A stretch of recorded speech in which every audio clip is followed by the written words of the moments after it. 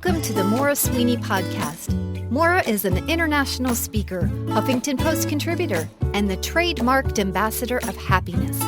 In 10 minutes or less, Maura weaves clever anecdotes, insightful questions, and personal stories to challenge your mindsets and enable you to live happier from the inside out.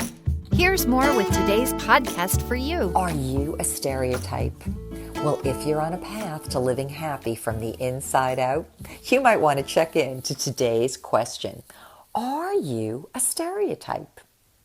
The reason why I like asking this question is because within stereotypes, we can find out that we have either misjudged or diminished others, or by being under a stereotype idea, have found that we too have been diminished or restricted or judged by other people in ways that may not necessarily reflect who and what we are. What exactly is a stereotype? Well, a stereotype is a widely held but preconceived notion about a group of people. And those notions are usually very fixed and often oversimplified. I'll give you some ideas. When I was very young, there was this stereotype that a girl or a female who had blonde hair was dumb, as in not as intelligent as her brunette counterparts. I also remember a second stereotype that had really taken root in the 1960s culture, and that was that every woman was a bad driver, that somehow women drivers were bad.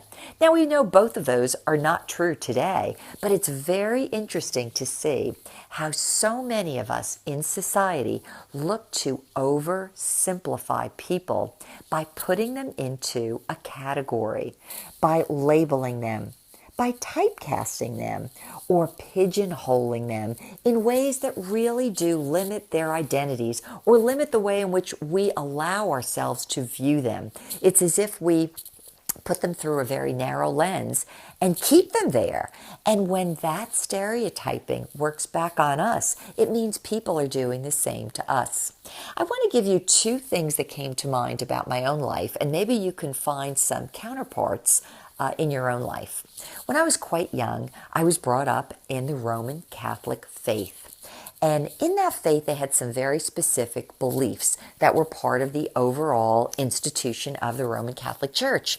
The first was that you had to go to visit a priest in a confessional, which was like a small closet or a booth, in order to confess your sins. And secondly, that if you wanted to pray to God, you couldn't go directly to God in prayer. You would instead need one or more intermediaries, like Jesus' Mother Mary, or a saint, or an archangel. Now, that may have been the belief system of the religious institution that I was brought up under, but it didn't mean that when I was a little girl that I believed exactly those things. In fact, I remember I used to question them thinking, well, why can't I just pray to God directly? And are all these people who are coming out of the confession booths who just confessed their sins to the priests really feeling bad about it? Is this real? And I apparently didn't buy into the belief system. Why is that important? Because sometimes when you and I are out in the world and we hear a label, sometimes the label is a religious label, sometimes it is a cultural label, but it could be anything. It could be a gender label, it could be an age label, it could be any one of a number of things, and we end up associating that individual with a very narrow stereotype, and we don't allow them out of it. I'll give you a second one that had to do with my life. A couple of decades after my childhood, I ended up as an early adopter homeschooling mother. Now, my reason for being a homeschooling parent was primarily because my husband owned a business here in Florida. He loved traveling overseas, and when our daughter was very young, at a preschool age, we could go anywhere we wanted, any time of year, and even when she was in preschool, nobody really cared.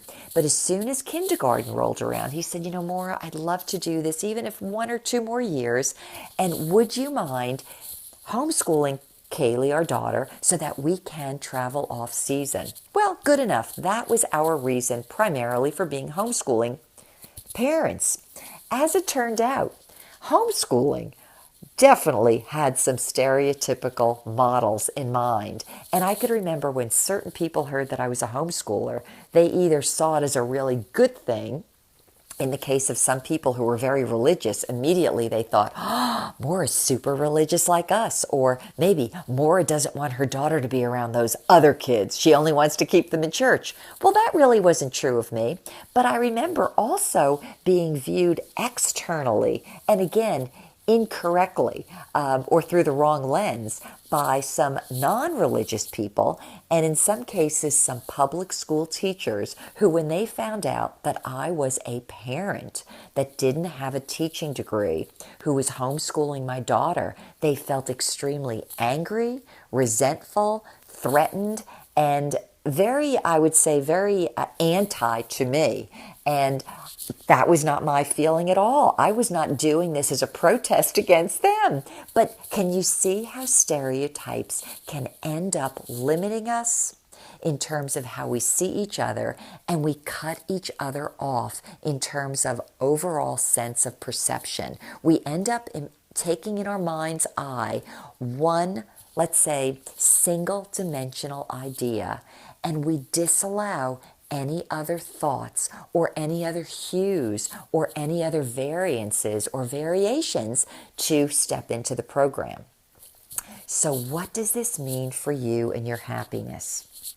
Well, maybe you have looked at some people at work, in your neighborhood, maybe at school with your children, maybe in society, and you have stereotyped certain individuals, knowing that they belong or are affiliated to a specific group, and then as a result of that, superimposing upon them ideas that come from stereotypes. And what it may be is that you really haven't given these individuals an opportunity to fully express themselves, or you haven't given them the benefit of the doubt.